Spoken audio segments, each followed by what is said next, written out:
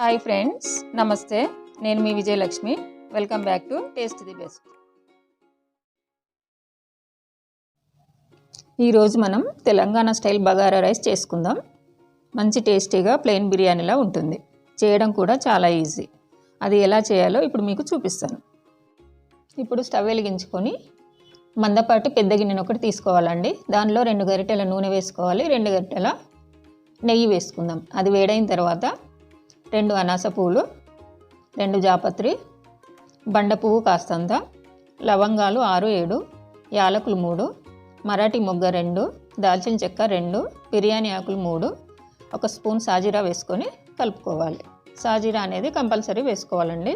సాజీరా వేసుకోవడం వల్ల అన్నానికి మంచి ఫ్లేవర్ వస్తుంది, టేస్టింగ్ కూడా వస్తుందండి. ఇవి వేపుకోవాలి.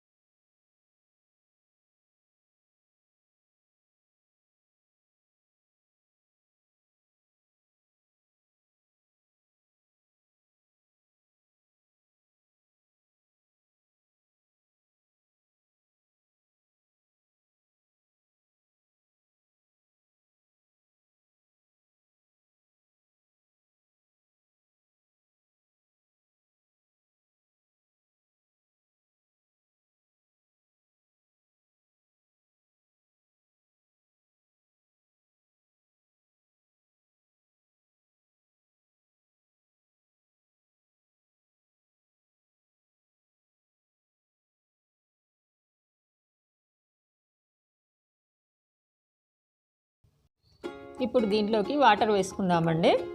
నేను 2 గ్లాసుల బియ్యం తీసుకున్నాను కదా, సరికి 4 గ్లాసుల నీళ్లు వేసుకుందాం. అదే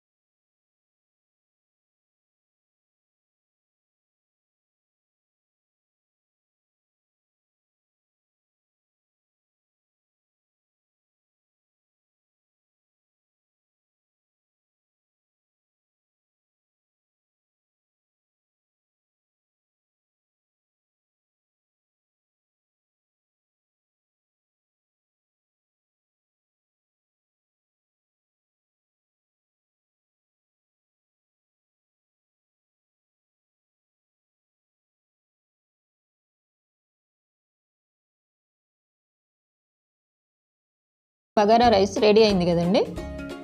దీన్ని 10 నిమిషాల వరకు కదిలించకుండా అలాగే మూత పెట్టి పెట్టేసేయాలి. వెంటనే తీస్తే కనుక అంతా ముద్దలా అయిపోతుంది.